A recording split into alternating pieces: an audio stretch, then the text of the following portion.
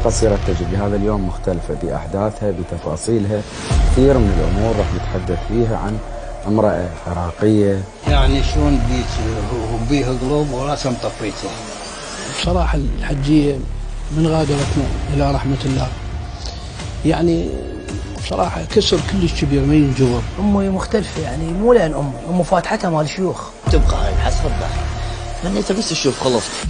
أنا أبوس اثنين، أبوس كنت مع عماد رحمة الله عليها أبوس بالراسه وأمي. فكيف يعني بعلي وأحمد ناس هم أيضا بالمقابل قدموا، شلون قدموا للحشيد وقدموا للحسين. هاي اجت الثمرة منين؟ اجت من الحجية مع عماد. هي خادمة الحسين. إيه فأنا متأكد بأن المال الحسين ما عارف. يما المحل اندفنت وياك يما